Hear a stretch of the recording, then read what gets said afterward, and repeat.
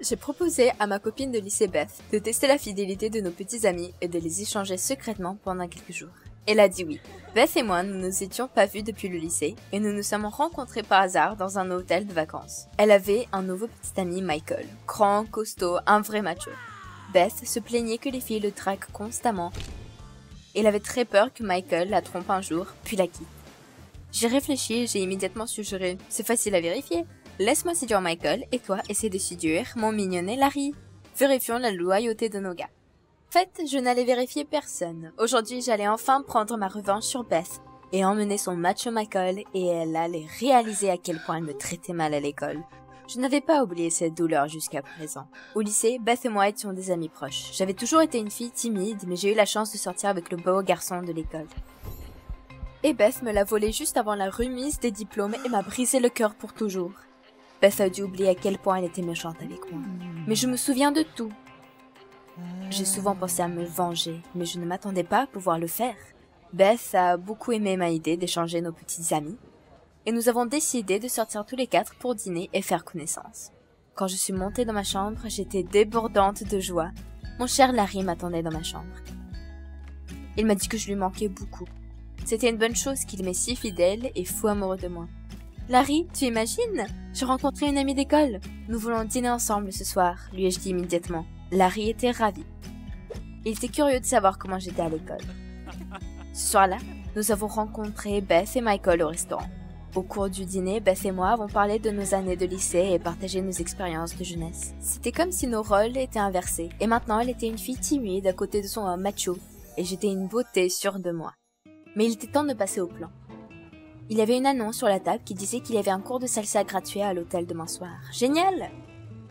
Ça colle! J'ai immédiatement dit que je rêvais depuis longtemps d'apprendre à danser et que je voulais vraiment assister à cette leçon, mais malheureusement, mon Larry déteste la danse et j'ai fait un clin d'œil malicieux à Beth. Elle a joué avec moi. « Michael, toi aussi tu aimes danser? Sors avec Anna !» C'était drôle, Beth me faisait tellement confiance. Quelle imbécile naïve. Michael était heureux d'accepter mon invitation, mais Larry a immédiatement baissé la tête. « Eh bébé, tu permets ?» Il a dit qu'il voulait regarder le coucher de soleil ensemble. Chérie, il y a des couchers de soleil tous les jours et le cours de danse n'est que demain. De plus, tu peux regarder le coucher de soleil avec Beth. Larry a accepté à contre-cœur. Tout s'est déroulé comme prévu. J'aurais bien voulu que ce soit demain. Je n'aurais aucun problème à voler Michael à Beth, lui faire savoir combien cela m'a fait mal quand elle m'a enlevé mon amour. J'ai passé la journée du lendemain à l'attendre avec impatience. La salsa, une danse de passion, et je devais éblouir Michael sur le champ. J'ai mis ma robe la plus révélatrice et je me suis dépêchée d'aller à la séance. Michael m'attendait dans le hall, et il était très bien habillé. Je n'étais pas surprise que Beth soit si nerveuse à son sujet. Nous sommes allés sur la piste de danse, la musique a commencé à jouer, et on a commencé à danser. Je me suis frottée à lui pendant 1 heure, mais Michael ne s'intéressait qu'à la danse et n'arrêtait pas de dire que la salsa était tout simplement géniale. Bon sang, ce cours était sur le point de se terminer et je ne faisais aucun progrès. Il fallait que je fasse quelque chose et vite. Alors, j'ai eu une idée géniale. 5 minutes avant la fin de la leçon, j'ai fait semblant de me tordre la cheville et de tomber. Michael m'a immédiatement pris dans ses bras. Comme je ne pouvais pas le séduire, j'allais au moins prendre une photo. J'espérais que cela fera exploser Beth. J'ai immédiatement sorti mon téléphone pour photographier le doux câlin de Michael. Mais ensuite, j'ai vu Beth. Sont-ils déjà revenus de leur promenade? Je me suis immédiatement accrochée à Michael et je l'ai embrassé. « Regarde Beth, quelle fidèle petite amie tu as !»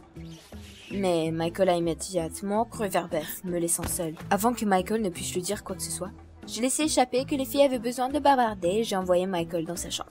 Beth et moi sommes assises dans un café et j'ai décidé de lui faire plaisir en premier lieu. Je lui ai dit que Michael lui était fidèle. Beth a commencé à sourire, mais j'ai immédiatement continué. Mais quand Michael m'a tenue dans ses bras, il m'a regardé bizarrement, comme s'il voulait m'embrasser.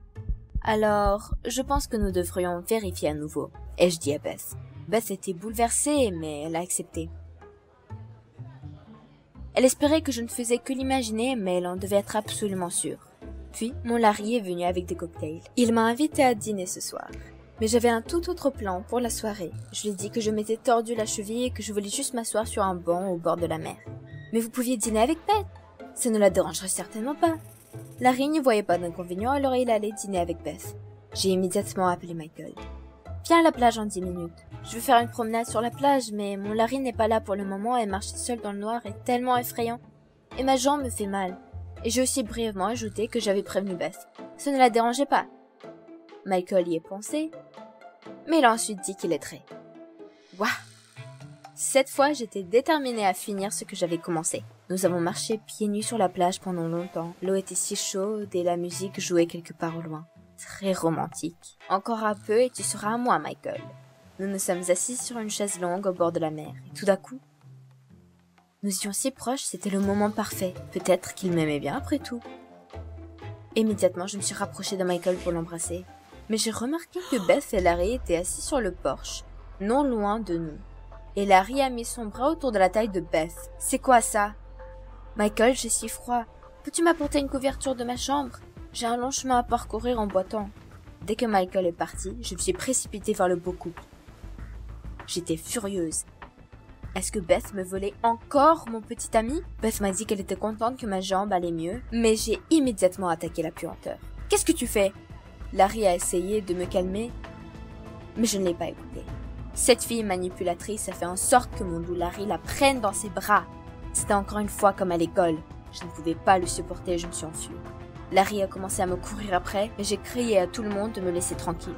Je me suis promenée seule sur la plage jusqu'à minuit, jusqu'à ce que je me calme un peu. Il faisait froid et j'ai décidé de retourner dans la chambre. Larry devait s'inquiéter pour moi. Mais ensuite, je l'ai vu dans le couloir. J'ai commencé à appeler Larry, mais il est soudain monté dans la chambre de Beth. Qu'avait-il laissé là? Avant de frapper, il a jeté un coup d'œil furtif et a failli me voir.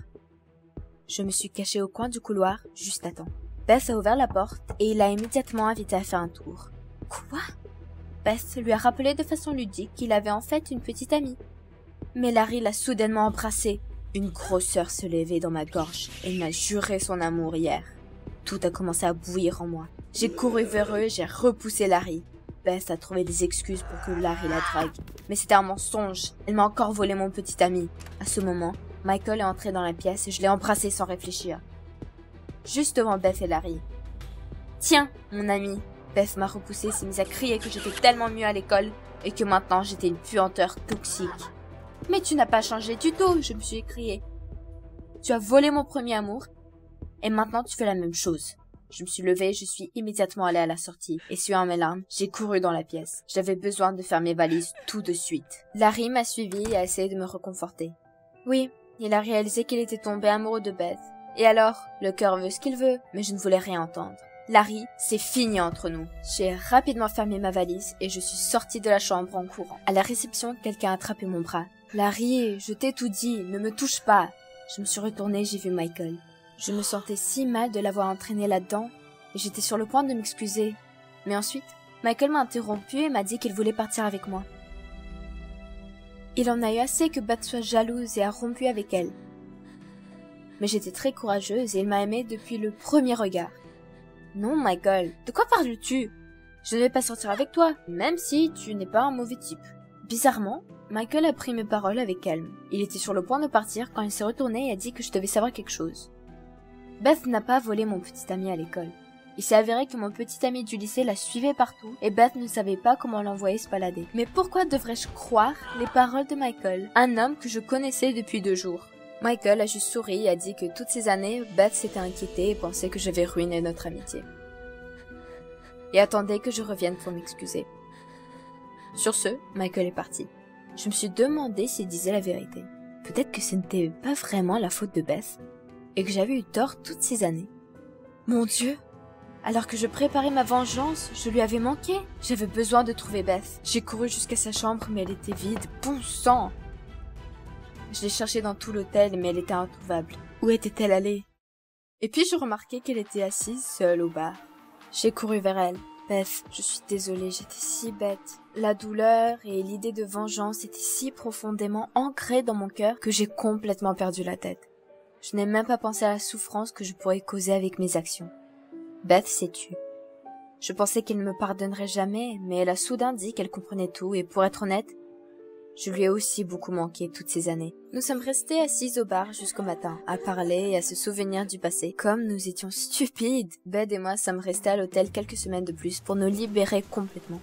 Sans tous ces types, ces scandales et ces intrigues. Bientôt, Larry a pris l'avion pour rentrer chez lui. Et Michael ne s'est pas longtemps inquiété de la rupture avec Beth et a trouvé une nouvelle petite amie. Nous les avons vus plusieurs fois au bar. Mais qu'est-ce que ça changeait maintenant? Tout ce qui comptait pour nous, c'était que Beth et moi étions enfin réconciliés. Comme elle m'a manqué, quels que soient les petits amis cool que nous aurons dans le futur. Maintenant, nous ne battrons jamais pour eux. Vous avez aimé la vidéo? Abonnez-vous et soutenez la chaîne. Merci! J'ai fait interruption dans la chambre de mon frère en me précipitant. Charlie, tu vas être mon petit ami. Il a dit que j'étais folle. Nous étions frères et sœurs. Mais je l'ai immédiatement calmé. Et je lui ai dit que pendant les 11 années d'école, j'étais considérée comme une perdante, mais que c'était la dernière année de mes études. Alors, j'ai décidé de prouver que j'étais une fille cool et de gagner l'amour du meilleur gars de l'école, Dan. Combien de fois j'ai essayé d'attirer l'attention de Dan, mais toutes mes tentatives ont échoué. Tout le monde s'est moqué de moi et a dit que Dan ne tomberait pas pour une nerd. Et hier, j'ai cru voir Dan me faire un clin d'œil dans la vestiaire d'école. J'ai réalisé que c'était ma chance de tout changer. Mais après m'avoir écouté, mon frère Charlie a catégoriquement refusé de jouer mon petit ami. Oh, c'est vrai? Puis j'ai dit que s'il n'aidait pas, je dirais à nos parents que je l'ai vu faire quelque chose d'interdit avec les gars de la fête. Charlie a paniqué et a dit qu'il ne faisait que s'amuser. Et j'ai répondu que si nos parents le découvraient, ils l'enverraient probablement dans une clinique pour se faire soigner. Alors, il n'aurait pas de carrière sportive. Il a ajouté qu'il ne s'attendait pas à un chantage aussi ignoble de ma part. Après cela, Charlie a soupiré et a demandé ce qu'il fallait faire. Le plan était le suivant. J'attraperai le joli Dan après l'école et quand nous quitterons l'école, Charlie me rejoindra avec un bouquet. Dan deviendra jaloux et finira par tomber amoureux de moi. Un truc que j'ai lu d'un coach de drague. Nous ne ressemblons pas à une frère et une sœur. Tu es un blond aux yeux bleus et je suis une brune aux yeux marrons. Charlie a fait un signe de tête brusque. Après l'école, tout s'est passé comme il se doit. J'ai trouvé Dan et quand nous avons quitté l'école, Charlie m'attendait avec un magnifique bouquet. J'ai serré mon frère dans mes bras. Et du coin de l'œil, j'ai vu à quel point Dan n'aimait pas ça. Il était vraiment jaloux. Ça a marché. Soudain, une fille blonde s'est approchée de nous. Et Dan est vite parti avec elle. Qu'est-ce que c'était à l'instant? C'était sa petite amie? J'ai immédiatement dit à Charlie de les suivre. Charlie dit qu'il n'aimait pas ce type et qu'il le suivrait. Juste pour que je ne sois pas en danger. Allez, tu ne le connais pas du tout. Nous avons observé attentivement Dan et sa fille blonde et à un moment donné, ils sont allés dans le parc. Le chemin s'est progressivement rétréci. Nous avons dû prendre beaucoup de retard pour ne pas être remarqués. Et Charlie s'arrêtait toujours pour me montrer des feuilles. Après une autre feuille, je me suis soudain rendu compte que je ne voyais pas Dan. Merde, on les a loupés? C'était à cause de toi, Charlie. J'essayais frénétiquement de trouver comment les trouver. Quand j'ai vu soudain une grande roue à proximité. Bingo! De cette hauteur, nous allons trouver Dan rapidement. La queue pour la roue était longue et j'étais nerveuse. Charlie a essayé de me calmer et m'a même apporté de la bave au papa. Comment a-t-il su que j'aimais ça? Puis, ce fut notre tour et le contrôleur a proposé de prendre des jumelles. Bien sûr, donnez-les-moi. Ce serait très utile. Nous avons commencé à monter et j'ai regardé dans les jumelles pour trouver Dan. Et Charlie n'arrêtait pas de dire que c'était une idée stupide. Et puis, j'ai finalement vu Dan sur un des bancs. Il avait l'air de bien discuter avec cette blonde. Il nous suffisait de descendre et d'écouter leur conversation, mais la route tournait si lentement. Soudain, nous nous sommes balancés. Et pendant une seconde, Charlie et moi étions si proches que nos lèvres se sont presque touchées. Et pour la première fois, j'ai vu ses yeux d'un bleu profond si près. Waouh! Mais je me suis immédiatement éloignée de lui. Il y avait un silence gênant dans l'air. Quand nous sommes finalement descendus, j'ai remarqué que Charlie avait l'air triste. J'ai fait semblant que rien ne s'était passé et j'ai dit que nous devions rejoindre Dan plus rapidement. J'espérais qu'il était toujours assis sur ce banc. Nous nous sommes rendus jusqu'à eux et nous nous sommes accroupis dans les buissons derrière eux où nous pouvions entendre clairement la conversation. Au début, ils parlaient de toutes sortes de bêtises, mais soudain mon nom a été mentionné dans la conversation. J'étais contente que Dan pense à moi. Mais il a ri que cette mascarade avec des fleurs. Il ne croyait pas que Charlie était mon petit ami. J'étais agacée par l'échec de mon plan. Et puis, Charlie a commencé à me mettre à l'écart. Charlie, c'est pour quoi faire? En regardant en bas, j'ai remarqué un serpent près de ma jambe. Charlie l'a attrapé lui-même et l'a relancé avec une branche. Mais Dan s'était déjà levé du banc et marchait vers les buissons. Il avait entendu mon cri. Charlie a soudain hurlé comme un énorme chien. Dan a immédiatement reculé et lui et la blonde se sont empressés de partir. Ouf, merci Charlie. Dès que nous sommes rentrés à la maison, je me suis enfermée dans ma chambre et j'ai passé la moitié de la nuit à élaborer un nouveau plan. Mais je n'arrêtais pas de penser à ce moment sur la roue. Je ne pouvais penser à rien d'autre qu'aux yeux bleus profonds de Charlie. On s'est presque embrassés. Et puis j'ai une idée ignoble. On pourrait s'embrasser devant Dan. Un faux baiser, bien sûr. Je suis sortie pour le petit déjeuner, comme si de rien ne s'était passé. J'en ai parlé à Chéri. Il a failli s'étouffer et refuser de participer. Mais je lui ai immédiatement rappelé qu'il y avait quelque chose que je pouvais dire à nos parents. Charlie et moi sommes arrivés à l'école plus tôt et nous nous sommes volontairement placés sur le parking de l'école. J'étais inquiète et je regardais par-dessus mon épaule pour m'assurer que Dan ne me manquait pas. Et maintenant, enfin, il est arrivé. J'ai enroulé mes bras autour du cou de Charlie et j'ai voulu tourner le dos à Dan pour qu'il ne remarque pas notre faux baiser. Mais Charlie m'a soudain embrassé. Pour de vrai. Charlie, qu'est-ce que tu fais? J'ai essayé de m'éloigner, puis j'ai remarqué par-dessus mon épaule que Dan marchait vers moi. Ignorant Charlie et notre baiser, Dan m'a pris la main et m'a invité à sa fête après l'école. Oh mon Dieu, ça a vraiment marché. Et puis Charlie a soudain dit que je n'allais nulle part. Non, je viens à cette fête. Puis Dan et Charlie ont échangé un regard inamical. Après quoi, Dan a fait un signe de tête et est parti. J'ai tout de suite craqué sur Charlie. Qu'est-ce que tu fais? Pourquoi m'as-tu vraiment embrassé? Charlie a dit qu'il voulait juste aider à rendre les choses réalistes. J'ai alors remercié froidement Charlie et je lui ai dit que son aide n'était plus nécessaire. Je me suis retournée et je suis rentrée chez moi. La fête était déjà hors d'aujourd'hui et j'avais besoin d'un look cool. En ramassant mes robes, j'ai banni l'idée que mon premier baiser de ma vie était arrivé à mon frère. Et puis Charlie est entré dans la pièce. Et il était sur le point de dire quelque chose, mais quand il m'a vu, il s'est arrêté au milieu de la phrase. Et puis il a dit avec plaisir que j'étais stupéfiante. Je me suis sentie rougère. Je me suis détournée, j'ai fermement déclaré que j'étais pressée et je suis rapidement partie. J'avais hâte de passer une bonne soirée avec Dan, mais il a immédiatement disparu quelque part et je suis restée seule. Tout le monde s'amusait et je me sentais très seule. Je pensais que Charlie me soutiendrait maintenant. Mais je me suis arrêtée. À ce moment, Dan est venu me dire qu'il avait une surprise. Avant que je ne puisse répondre, Dan m'a entraînée. Tout le monde s'est séparé. Et puis je me tenais au centre de la pièce. Dan m'a demandé de fermer les yeux. Et soudain, quelque chose de méchant s'est déversé sur ma tête. J'ai levé les yeux et il y avait un seau debout, suspendu au plafond. Tout le monde a éclaté de rire. Dan, pourquoi tu fais ça? À ce moment-là, il m'a jeté un verre de jus de fruits et m'a dit que personne n'aimait ces intellos fous. Encore moins lui. Puis Dan a ajouté que j'essayais de le rendre jaloux en embrassant mon frère. Il a tout compris dès le début. Bouh, les Pom-Pom Girls ont immédiatement éclaté de rire. Tu n'es qu'un crétin. Et c'est la meilleure fille du monde, j'ai entendu une voix familière. Charlie? Mais que faisait-il ici? Charlie a dit discrètement qu'il n'aimait pas Dan tout de suite. Il était inquiet et a décidé de venir me voir. J'ai passé tout le monde à l'écart et j'ai couru dans la rue avec Charlie qui me courait après. Je m'étouffais en larmes. Je me suis mise dans l'embarras devant toute l'école. Charlie a essayé de me calmer et m'a dit que Dan n'était tout simplement pas digne de moi. À travers mes larmes, j'ai demandé « Et qui est digne alors ?» Et puis Charlie est venu directement me voir et m'a dit qu'il était amoureux de moi depuis l'enfance et qu'il ne veut plus cacher son sentiment. C'est pourquoi elle a fait du sport, pour essayer de noyer ses sentiments. Cela l'a aidé pendant longtemps, mais l'incident de la grande roue lui a tout rappelé.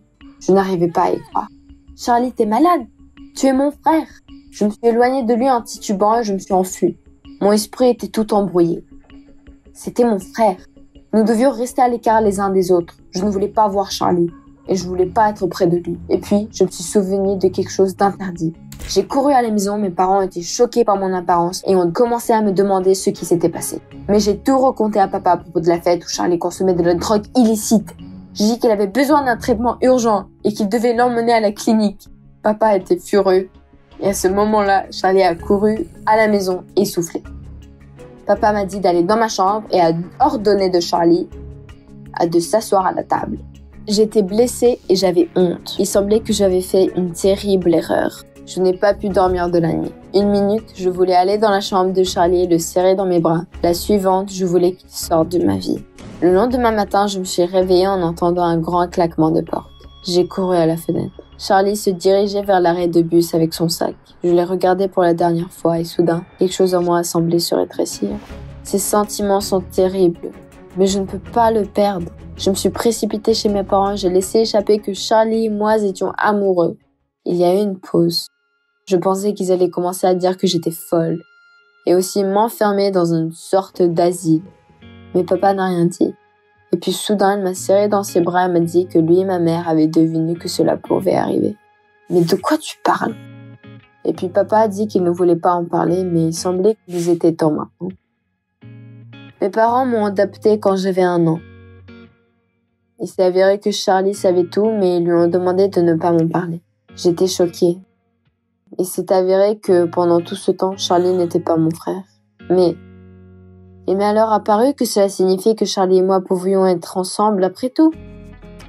Hurrah! J'ai immédiatement couru hors de la maison. Mes parents ont crié après moi que je n'y arriverais pas. Le bus était sur le point de partir, mais je m'en fichais. Pour la première fois depuis longtemps, j'étais heureuse. Pendant que je poursuivais ce vilain Dan, mon véritable amour était si proche. Un arrêt de bus était au coin de la rue et j'ai vu Charlie dans le bus. J'ai commencé à crier et puis Charlie m'a remarqué. Il est sorti du bus en courant aussi vite qu'il a pu et je lui ai immédiatement mis les bras autour du cou. Nous ne sommes pas frères et sœurs, je sais. Il ne voulait pas te le dire pour ne pas te faire mal. Charlie m'a fait un gros câlin, mais le bus a donné le signal pour partir. Charlie a ouvert les bras. S'il te plaît, ne pars pas. Après tout, maintenant nous serons ensemble. Malgré mes larmes, Charlie est monté dans le bus. J'étais stupéfiée. Pourquoi partait-il? Mais Charlie a pris son sac du bus et est revenu vers moi calmement. En fait, j'étais en route pour la séance d'entraînement, mais si c'est le cas, je peux en sauter une. Comment? Je croyais que tu allais à la clinique. Charlie a ri, il a dit qu'il avait tout réglé avec son père. Il m'a gentiment pris la main et m'a proposé de faire une promenade dans le parc. Et j'ai dit que ça ne me dérangerait pas de faire un autre tour sur la grande 2 roues. Nous nous sommes faufilés dans ma chambre par la sortie de secours pour ne pas nous faire voir. Chuck était sur le point de m'embrasser quand soudain... Ah non! Des pas! C'est eux! J'ai dit à Chuck de se cacher, mais il a hésité. Mes parents vont te tuer s'ils te trouvent ici avec moi. J'ai chuchoté brusquement en poussant Chuck dans le garde-robe. Et 1 seconde plus tard, les parents sont entrés. Est-ce qu'ils nous avaient entendus? J'avais peur. Mes parents se tenaient là devant la porte en ne disant rien du tout. Et puis, mon père s'est assis près de moi, a enlevé ses lunettes et a finalement dit « Nous avons décidé d'adopter un enfant ». Mais qu'est-ce que... Est-ce qu'ils sont devenus fous? J'étais totalement contre dorloter un bébé. Mais je n'ai rien dit devant eux. Je devais absolument les faire sortir d'ici, parce que Chuck était encore dans mon garde-robe. Eh bien, si vous avez déjà pris votre décision, je suis partante, que je leur ai dit, en essayant de camoufler les bruits venant du garde-robe. Maintenant, est-ce que je peux me changer? Mes parents étaient surpris de mon insistance, et mon père s'est dirigé tout droit vers le garde-robe, soupçonneux. Il regarda dans sa direction, puis quitta ma chambre. Ah, nous nous sommes presque fait attraper, j'ai dit, et j'ai laissé sortir Chuck. Nous devrions célébrer ça, a dit Chuck en faisant un clin d'œil et en sortant une bouteille de sa poche. Waouh! À ce moment, mon père est revenu dans ma chambre. Il avait oublié ses lunettes. C'était tout un scandale. « Sors d'ici, petit insolent !» a crié mon père en le traînant hors de ma chambre par le collet de son chandail. Je les suivais en courant dans le couloir, suppliant mon père de ne pas faire mal à mon petit ami. Mais mon père ne m'écoutait pas. « Tu ne sors plus, tu as compris ?» Puis, Chuck s'est libéré de l'emprise de mon père, a fracassé une fenêtre, puis est parti à courir dans la rue. Quel garçon fou il est! C'est pour ça que je suis amoureuse de lui. Ma mère essayait de calmer mon père et m'a dit que je n'avais pas pensé à son cœur fragile. Ils m'ont forcé à retourner dans ma chambre et mon père m'a embarré là. En pleurs, j'ai appelé Chuck. Il était déjà avec des amis à une fête. Je me suis excusée pour le comportement de mon père et je me suis plaint d'être déjà privée de sortie. Et bientôt, il y aura un autre enfant ici et ma vie deviendra un fiasco total. Je veux être libre. Je veux être avec toi. J'ai demandé à Chuck de m'aider à m'échapper d'ici. Mais il m'a dit que ce n'était pas une bonne idée. Mes parents chercheraient la ville de fond en comble pour me trouver. C'est moche de ne pas avoir de famille, Chuck a dit. J'aimerais être adoptée. Qu'est-ce que tu veux dire? Cela m'a prise par surprise. Et puis, Chuck a dit qu'il était à l'orphelinat. Oh merde, je ne savais pas ça. Il est chanceux que personne n'essaie de le contrôler. Attends, et si mes parents adoptaient Chuck? À ce moment, il serait autorisé de rentrer dans ma chambre et de passer du temps avec moi. Chuck avait peur que mon père le reconnaîtrait et le punirait. Nous avons décidé de changer ses cheveux, d'enlever sa teinture et de bien l'habiller. Mes parents l'adoreraient. Le jour de la visite à l'orphelinat est arrivé. J'ai demandé à mes parents de les accompagner pour savoir quel garçon ils choisiraient. Tout allait à merveille. J'ai rencontré Chuck à l'orphelinat. Et nous nous sommes débarrassés du petit garçon. Chuck a promis qu'il l'amènerait voir une course de motocyclette si mes parents ne le voyaient pas. Chuck était méconnaissable. Il a joué tout un rôle devant mes parents. Il leur a dit qu'il aimait réparer des voitures et qu'il adore les pâtisseries fait maison. Il sait même faire des biscuits lui-même. Ma mère l'adorait, mais mon père avait ses doutes. En plus, il était inquiet pour le petit garçon de 10 ans qu'ils avaient vu avant. Après tout, il pensait à lui depuis si longtemps. Nous sommes sortis dans la cour arrière pour le trouver quand mon père s'est fait attaquer par un chien. Chuck a réagi instantanément, le chassant hors de notre chemin. Waouh! J'ai fait allusion à mon père qu'un garçon de 16 ans est un bien meilleur investissement et qu'il causera moins de problèmes et qu'il aidera beaucoup plus. Finalement, papa et maman ont accepté et une semaine plus tard, Chuck rentrait à la maison avec nous. En arrivant à la maison, Chuck rentra toutes ses affaires dans la chambre voisine à la mienne. Maintenant, nous serons ensemble tout le temps. Le premier jour, je l'attendais après les cours, mais il ne s'est pas pointé. Finalement, mes parents l'avaient apparemment déjà inscrit dans une équipe de sport parascolaire. Waouh! Et le soir suivant, il faisait ses devoirs. J'avais très hâte à la fin de semaine, mais Chuck a passé la fin de semaine à aider mes parents avec les tâches ménagères. Je n'en croyais pas mes yeux. Où était passé ce rebelle excitant avec qui j'étais tombée amoureuse? Il étudiait maintenant encore mieux que moi. Chuck inventait toutes sortes d'excuses disant qu'il s'intéressait à beaucoup de choses et qu'il était difficile pour lui de tout faire. Ensuite, j'ai demandé à mon père de réduire ses tâches, mais il m'a ignorée. Finalement, maman et papa ont passé des jours à parler à Chuck. Les parents semblaient avoir oublié qu'ils avaient aussi une fille. Ils se foutaient dorénavant de ce que je portais ou à quelle heure je rentrais le soir. Et Chuck continuait à se comporter comme un petit-fils obéissant. Alors, nous ne sortions plus jamais ensemble. J'espérais que les choses s'amélioreraient après le concert rock. Le concert était annoncé il y a un mois, et les jeunes n'avaient pas le droit d'entrer. Mais Chuck avait promis d'arranger quelque chose. Nous étions d'accord à nous rencontrer à l'entrée, mais finalement, j'ai gelé comme un glaçon pendant des heures. Il ne s'est jamais pointé.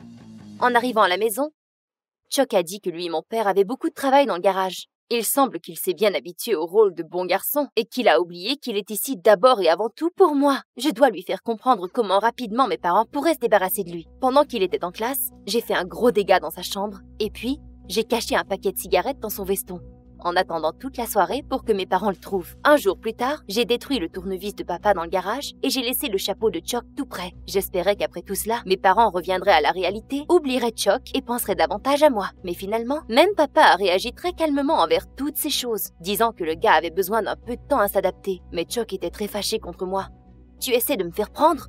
Il m'a demandé. « Que devrais-je faire maintenant ?» J'ai dit qu'il était mon copain et pas le fils parfait de mes parents. Mais Chuck a dit que j'avais une famille super et que je me comportais de façon égoïste. « Oh, vraiment? Alors je vais leur dire que tu es un escroc qui se sert d'eux !» Je me suis exclamée en courant vers la porte. Chuck est devenu tout pâle. Il a attrapé ma main en disant « Tu ne ferais pas ça, regarde-moi bien !» Je me suis dirigée vers le salon où étaient mes parents. J'ai tout avoué à mes parents immédiatement. Chuck fait semblant d'être un bon garçon et c'était lui le garçon dans le placard qu'ils avaient aperçu ce fameux jour. Mon père était enragé, instantanément. Il a crié que je les avais humiliés et puis papa a figé. Il balança son corps en murmurant quelque chose. Puis, s'est effondré en tenant son cœur. Oh mon Dieu! À cause du choc, ma mère et moi ne savions pas quoi faire. Et seulement Chuck avait gardé toute sa tête. Il ordonna à maman d'appeler le 911. Il courut vers papa et commença le massage cardiaque. Et si cela ne l'aide pas? Je ne me le pardonnerai jamais. Quand le médecin est arrivé, mon père allait de pire en pire. Ma mère et moi l'avons accompagné à l'hôpital et l'avons attendu dans la salle d'attente toute la soirée. C'était de la torture. Finalement, le médecin est sorti et a dit que papa était dans un coma, mais que sans les premiers soins, il n'aurait même pas survécu. Tout ça, c'est grâce à Chuck. Nous n'avions pas l'autorisation de rester là pendant la nuit. Alors, nous sommes rentrés. Mais nous ne pouvions plus trouver Chuck et toutes ses affaires étaient parties. J'ai compris que Chuck s'était sauvé.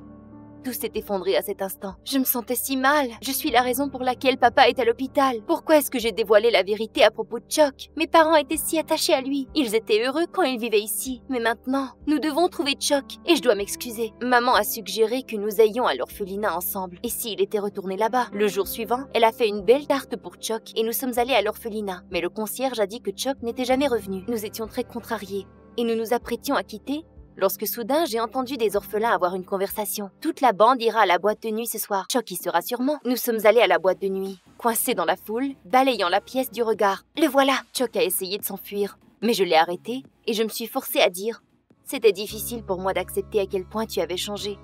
Je ne sais pas ce qu'il y a entre nous en ce moment, mais ma famille a besoin de toi. » Chuck a hésité. Ma mère est arrivée et lui a donné un morceau de tarte. Tu dois avoir faim. Puis, Chuck avait l'air perdu. Il regarda vers le sol. Il ne savait pas quoi dire. Ses amis bizarres se tenaient tout près, nous dévisageaient sans comprendre ce qui se passait. Finalement, Chuck a levé les yeux et il sourit en disant « Vous faites la cuisine comme nulle part ailleurs chez vous. » Nous avons ri et nous nous sommes serrés. Il semblerait qu'il faisait vraiment partie de la famille. Nous avons quitté la boîte de nuit et puis nous avons reçu un appel de l'hôpital. Il disait que mon père avait repris conscience. Nous nous sommes dépêchés d'y aller. Dieu merci, papa va bien. Maman s'est lancée sur lui pour le serrer et seulement Chuck se tenait bizarrement dans le coin de la pièce. Puis, papa l'a remarqué et lui a dit de s'approcher. « Merci », dit-il doucement à Chuck et le serra très fort. Nous sommes tous retournés à la maison. Je pensais que mon père me détesterait pour mon arnaque. Mais nous nous entendions mieux que jamais. Je me suis excusée et j'ai arrêté de me disputer avec lui. Et papa a réalisé qu'il était trop sévère avec moi. Chuck s'entendait très bien avec papa et a même commencé à partager les mêmes intérêts. Les parents n'avaient plus à s'inquiéter que leur garçon adoptif était un délinquant. Ils trouvaient que Chuck était un gars super et ils étaient contents pour nous que nous sortions ensemble. La seule chose qu'il nous reste à décider est qui sommes-nous, frères et sœurs ou copains-copines? Oh, le body en latex et le collant résé étaient si serrés, mon corps pouvait plus respirer. J'ai ouvert le rideau du dressing, j'ai attendu que ma mère dise quelque chose, mais elle a juste regardé, s'est retournée et s'en est allée.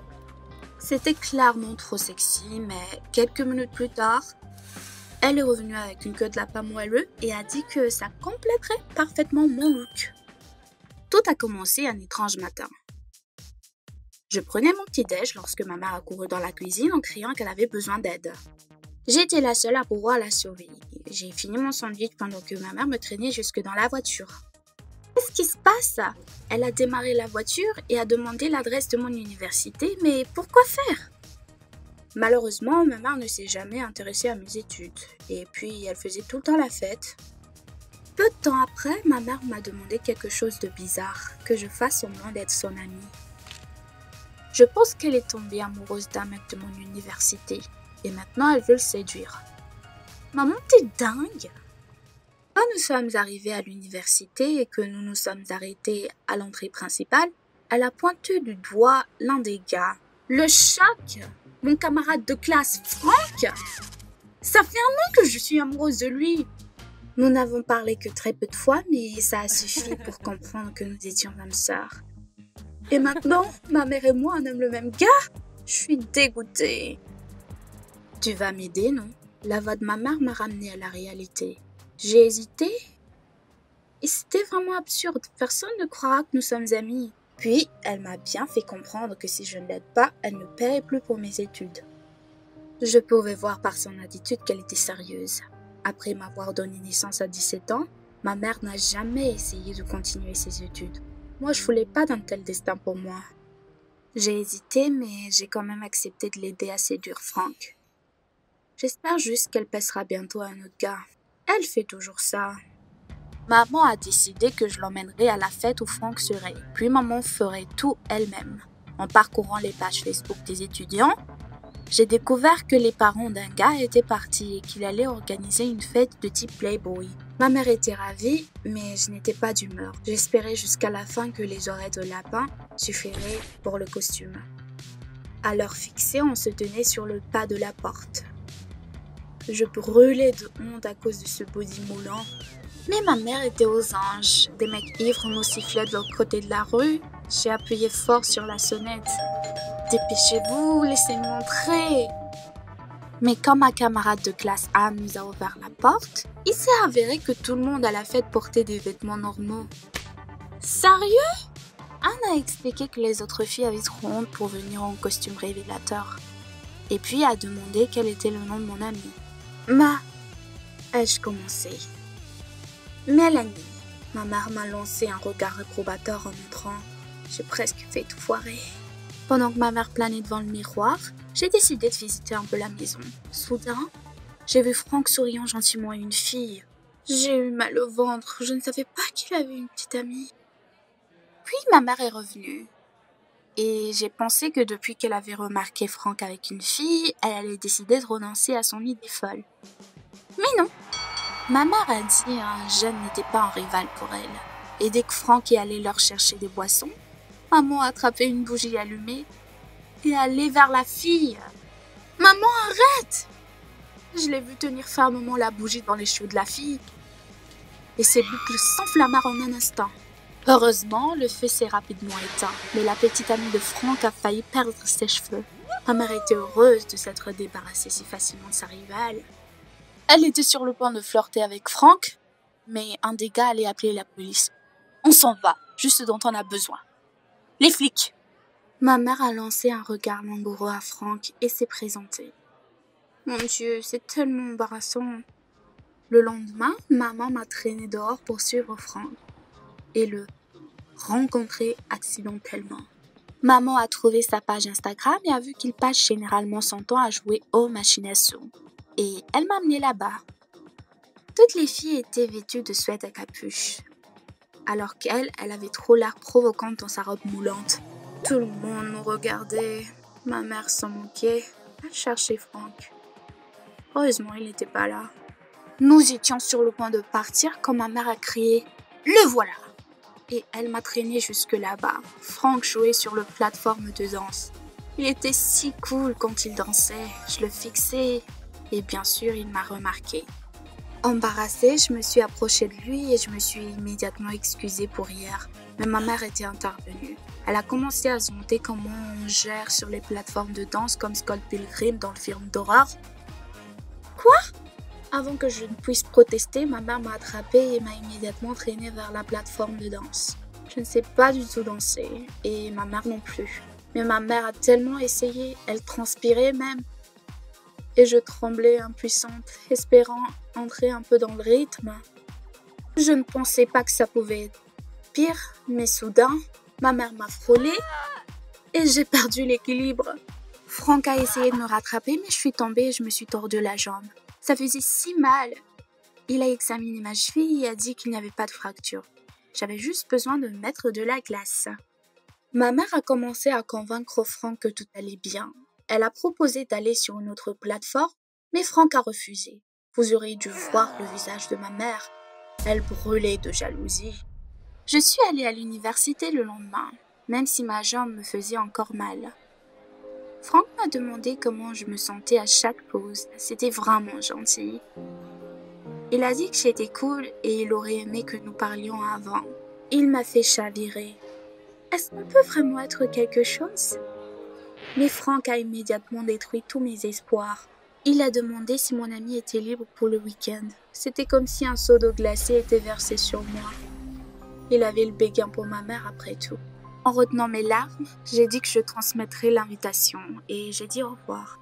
Ma mère s'est préparée au rendez-vous toute la soirée, triant les robes et réfléchissant au maquillage qui lui conviendrait le mieux. Je voulais juste disparaître. Ma vie s'effondrait. Le matin, quand elle et Frank sont partis, j'ai fondu en larmes. Que dois-je faire si les choses ont fonctionné pour eux? Faire semblant d'être l'amie de ma mère jusqu'à ce que je sois vieille?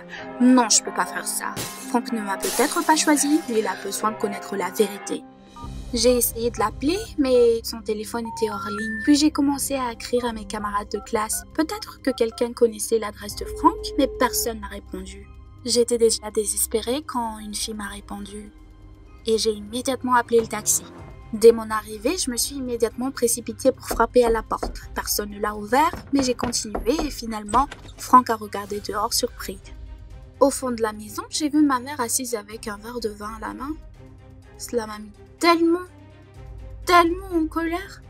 Bon, je n'avais plus rien à perdre, alors je me suis tournée vers Frank et lui ai dit « Mélanie, c'est ma mère. Et que ça fait 1 an que moi je suis amoureuse de lui. » J'étais soulagée de l'admettre. Comme si c'était insupportable de porter ce fardeau. Maman a sauté du canapé, jetant son verre par terre.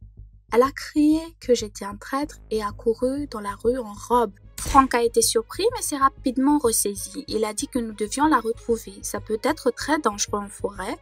Nous étions assez loin de la ville.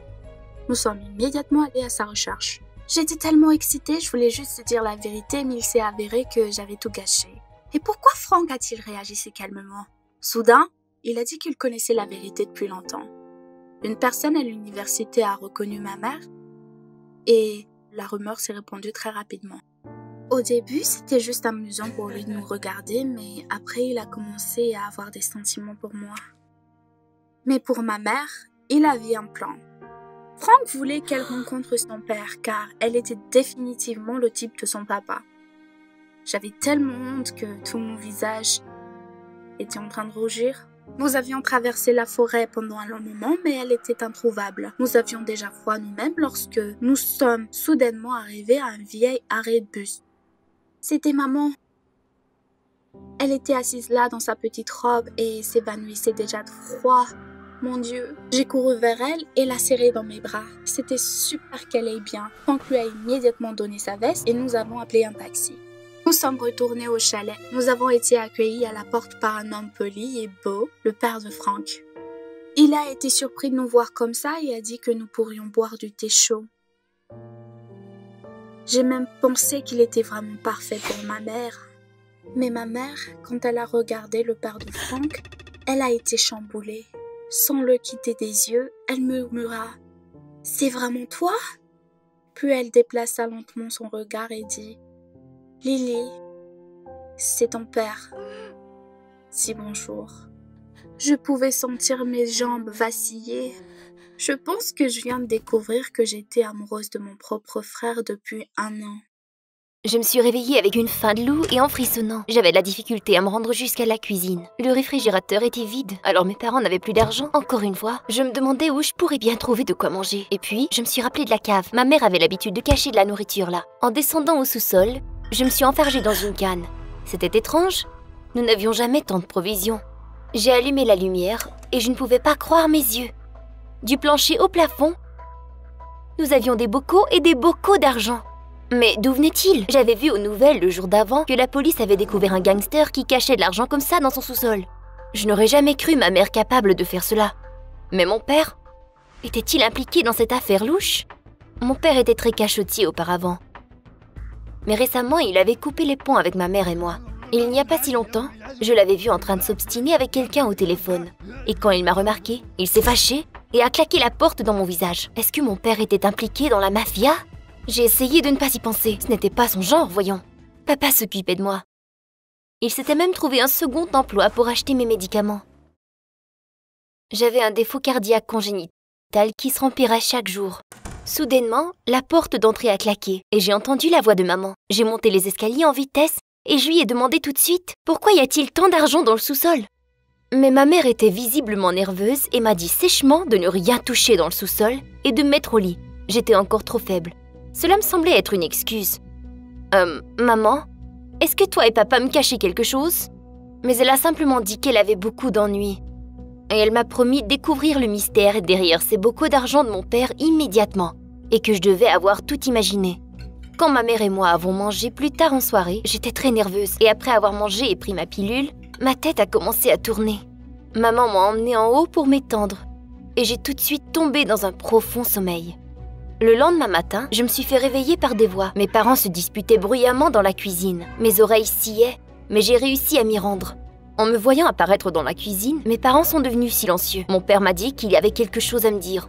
Il y avait décidément un montant ahurissant d'argent caché dans notre sous-sol. Mais à qui appartenait cet argent? Il s'avérait que notre voisin Jack avait amené ses bocals d'argent dans notre sous-sol. Apparemment, il était un escroc. Il avait entraîné mes parents dans son arnaque de cacher l'argent qu'il avait volé des autorités. Mais c'est un crime! Mes parents n'avaient-ils pas pensé au fait qu'ils pourraient se faire emprisonner pour cela? Soudain, ma mère s'est mise à pleurer et à dire que c'était pour moi. Jack les avait payés pour cacher l'argent dans le sous-sol et grâce à lui, nous pouvions acheter mes médicaments.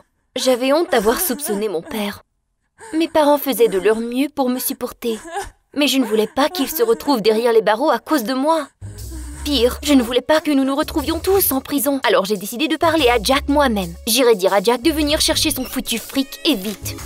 Et s'il ne le faisait pas, j'irai voir la police moi-même. Maman m'a dit que j'étais trop énervée et elle m'a fait prendre mon médicament à nouveau. Sinon, il était possible que je fasse un autre épisode.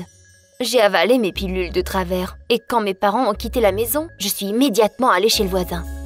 Je suis allée à sa maison et j'ai regardé dans la fenêtre. Jack avait apporté un sac de gym dans sa cuisine qui émettait un son étrange. Les bocals! Ce salopard n'avait toujours pas été chercher ce qui lui appartenait dans notre sous-sol. J'étais folle de rage. En reculant, j'ai effleuré le râteau près de la fenêtre. Ils ont tombé bruyamment. J'espérais que Jack ne m'ait pas entendu. J'ai regardé par la fenêtre une autre fois, mais je n'ai aperçu personne. Et puis, derrière moi, quelqu'un a dit « Mais qu'est-ce que tu fais ici ?» C'était Jack. Il avait une grosse pelle en main. C'était trop tard pour filer.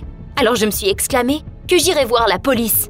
Qu'il laisse mes parents tranquilles une bonne fois pour toutes.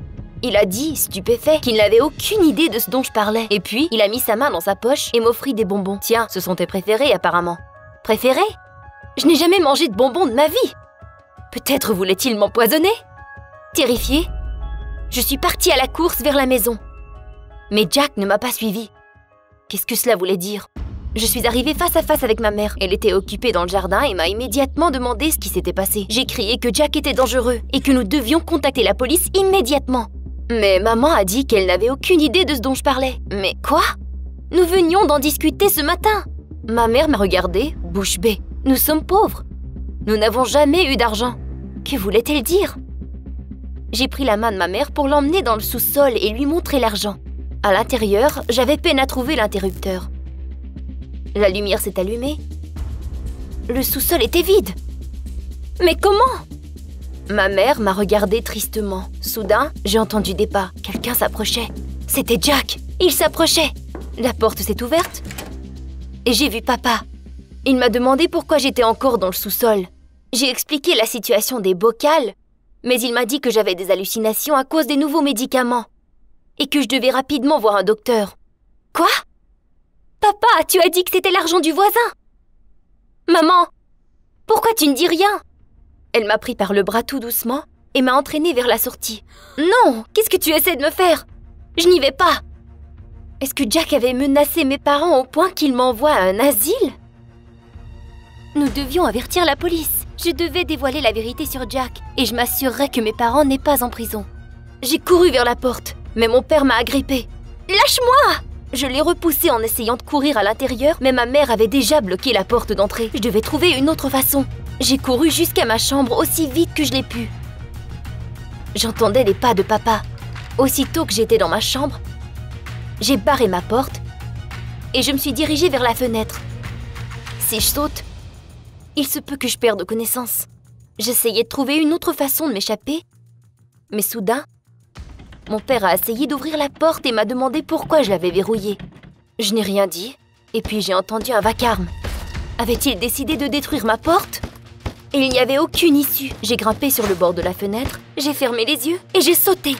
J'ai très mal tombé. Je pense que j'ai blessé ma cheville, mais je devais me dépêcher. Même si mes parents essayaient de protéger Jack, j'étais la seule qui pourrait avertir la police et les sauver. C'était si difficile de courir. Ma vision était toute embrouillée. Mais tout à coup, j'ai aperçu une station de police au loin. Mais soudain, j'ai entendu un bruit de moteur. Mes parents, ils me pourchassent. J'ai continué de courir. Puis le bruit s'est arrêté. À ce moment, quelqu'un m'a attrapée et m'a tirée. « Où t'en vas-tu, fille ?» a dit la voix. J'ai essayé de me débattre, mais je n'avais plus de force. Et mes parents m'ont forcé de rentrer dans la voiture. Ils ont barré les portes. Ma mère m'a retenue tout le long du voyage. Et en arrivant à la maison, j'ai vu Jack à travers la fenêtre. Il arrosait son gazon et m'a regardée. Je pense qu'il connaissait mon intention. En arrivant, papa m'a lancée dans le sous-sol et m'a embarrée. Il a dit que c'était pour mon bien. Je tremblais et j'ai essayé de grimper sur l'échelle, mais je n'avais plus de force. Et puis, j'ai entendu un bruit étrange derrière le mur. J'étais horrifiée. Que voulait-il me faire? Soudain, plusieurs briques se sont effondrées du mur. Et Jack est apparu. Maintenant, j'étais cuite, c'est certain. Je pensais que j'allais perdre connaissance. Viens ici, n'aie pas peur, Jack a dit doucement. Non merci. Et puis, Jack a mis sa main dans sa poche. J'étais terrifiée. Mais il m'a offert un bonbon et m'a dit que le sucre me redonnerait de l'énergie. Ces bonbons encore? Jack m'a demandé si mes parents m'avaient déjà donné de ces bonbons. Non, bien sûr que non. Nous ne mangions que des légumes. Il était très surpris. Il a dit que depuis un bout de temps, il trouvait l'attitude de mes parents soupçonneuse. En passant devant chez lui plus tôt, il avait remarqué que j'étais en pleurs. Et puis il avait entendu un bruit dans le sous-sol. Jack savait bien que nos 2 maisons étaient jointes par un passage secret, alors il a décidé de voir ce qui se passait. Soudain, la porte du sous-sol s'est ouverte. C'était papa. Après un moment d'hésitation, Jack a dit que nous devions courir aussi vite que possible. Nous avons eu peine à nous faufiler dans l'embrasure. J'étais trop faible. Alors Jack m'a pris dans ses bras. Ma tête tournait et j'ai finalement perdu connaissance. Je me souviens seulement de voir une petite lueur apparaître. Je me suis réveillée chez Jack. Il avait déjà appelé la police. Maman et papa se sont fait arrêter. Qui aurait cru que tout finirait comme ça? Après cela, un très long procès a débuté. Et je ne comprenais pas ce qui se passait. Et finalement, pendant un rendez-vous, j'ai appris la vérité. Il s'avérait que mes parents me donnaient des petites pilules de sucre et non pas de vrais médicaments. Alors mon état de santé se rempirait. Et puis l'argent que mes parents recevaient pour mes soins, ils le gardaient pour eux et le cachaient dans le sous-sol. Jack n'avait rien à voir là-dedans. La police n'a jamais retrouvé les bocals d'argent. Mais ce n'était pas cela qui me tracassait. C'était le fait que ceux le plus proches de moi m'utilisaient pour devenir riche. Je n'y croyais pas. Mes parents se sont fait emprisonner pour 10 ans et on allait m'envoyer à un orphelinat. Les médecins m'ont aussi dit qu'il ne me restait pas beaucoup de temps à vivre. Parce que les fonds pour mes traitements s'étaient écoulés. Tout s'écroulait. À ma grande surprise, Jack a décidé de prendre ma garde. Aussitôt que les documents étaient prêts, en gage de gratitude, j'ai décidé de lui préparer un dîner avec les zucchini de mes parents.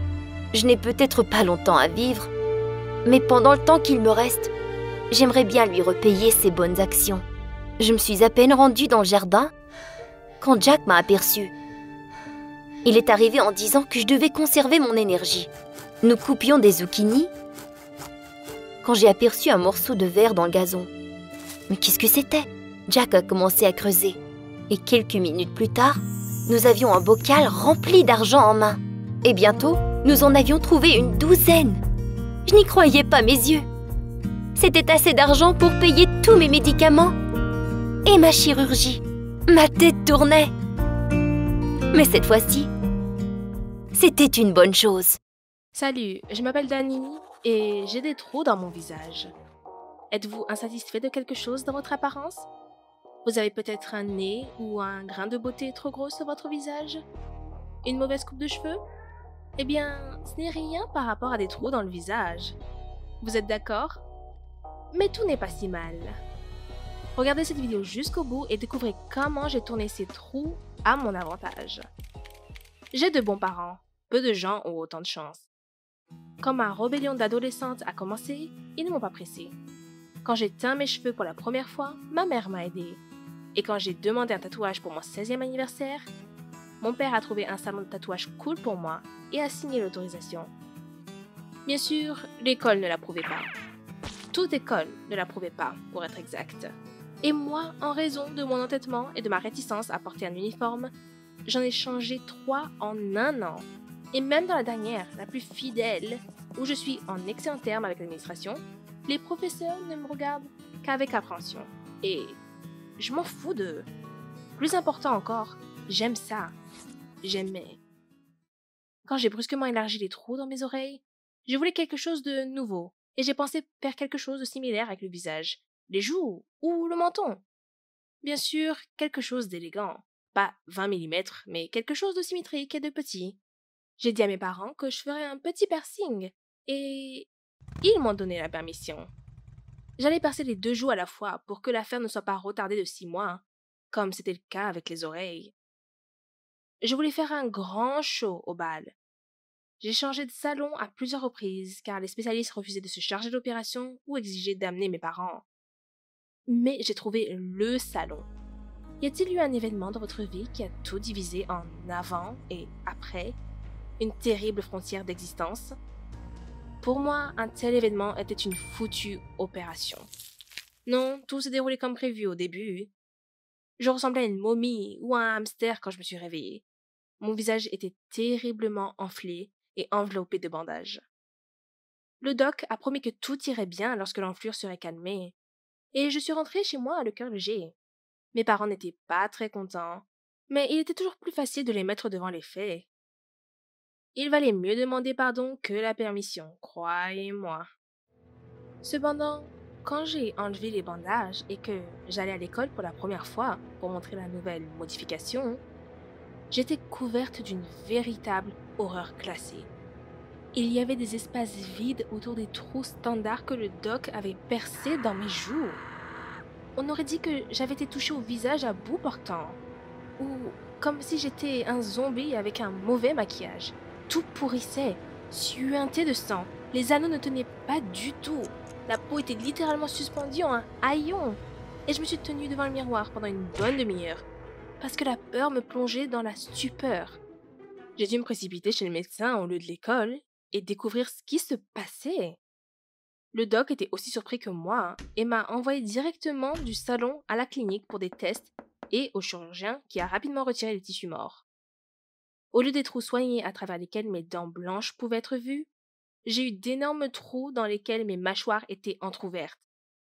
C'était tellement effrayant que je me suis couverte le visage avec une écharpe et une capuche sur le chemin du retour. Je me suis promis de ne plus jamais quitter la maison parce que mon visage était pire qu'un cauchemar de film d'horreur.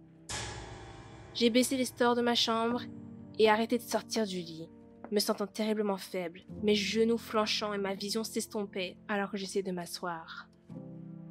L'idée même que j'avais défiguré mon visage à cause d'un caprice stupide et que cette défiguration resterait avec moi pour le reste de ma vie me rendait malade et dégoûtée de moi-même. Je ne pouvais pas dormir, manger ou parler à mes parents.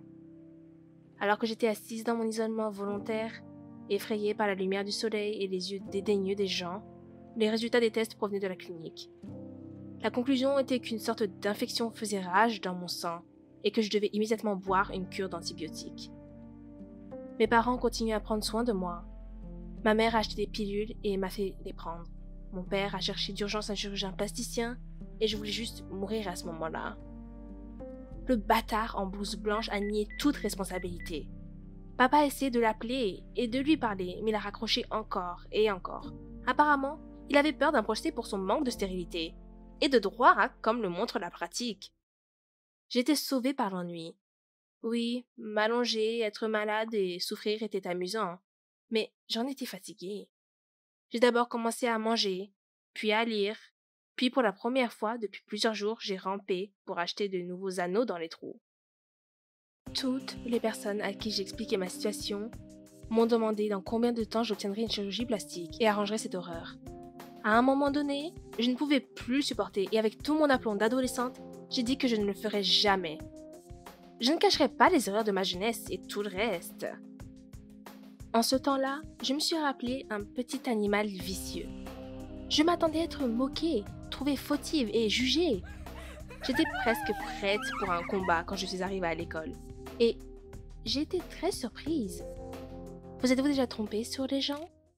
Et vous êtes-vous déjà trompé sur les gens pour le mieux? Je suppose que c'était parce que j'étais déjà une écolière pas comme les autres. Et pour mes camarades de classe civilisés, le même choc serait un clou d'oreille dans la joue et un trou à travers lequel vous pouvez voir les gencives. Les gens me regardaient. Mais n'était-ce pas ce que j'essayais de faire en exposant mon apparence en plein jour? Sinon, ils m'auraient traité comme avant. Devoir partager, actualité. Oui, parfois c'était difficile, surtout physiquement. Vous savez, jusqu'à présent, si je rêvassais, la nourriture tombait parfois de ma bouche. Mais c'était juste les petites choses de la vie. Les professeurs avaient peur de moi, mais l'infection a cessé de me déranger.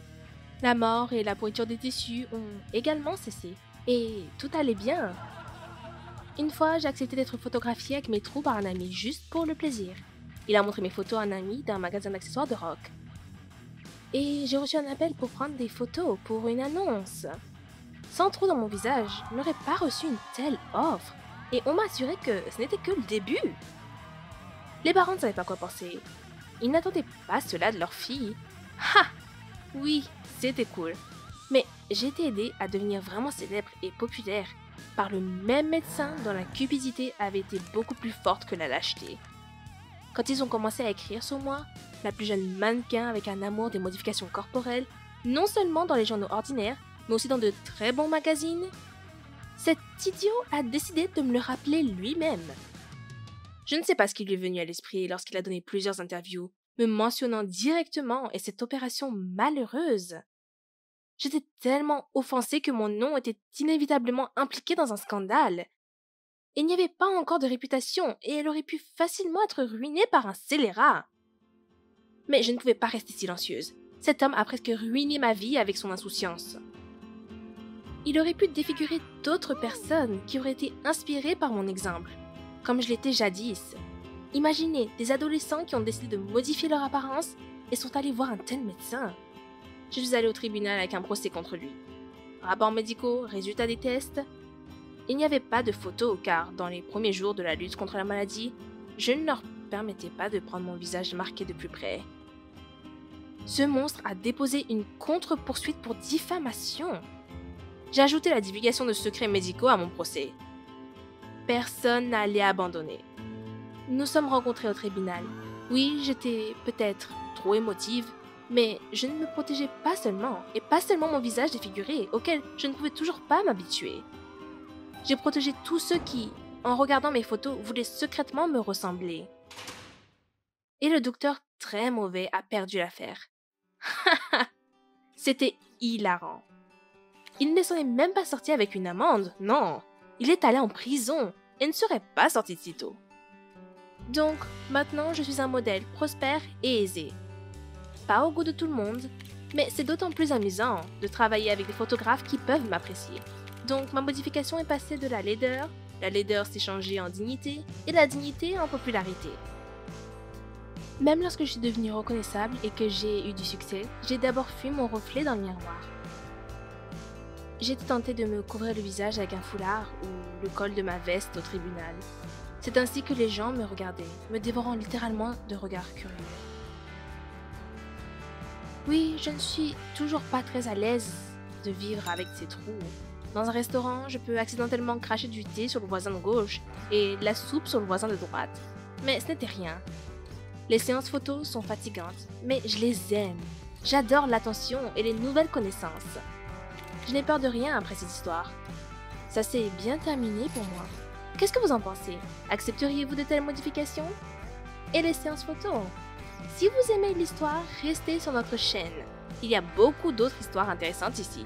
Cliquez sur l'icône en forme de cloche pour ne pas les manquer. Nous vous souhaitons une bonne santé et des médecins fiables.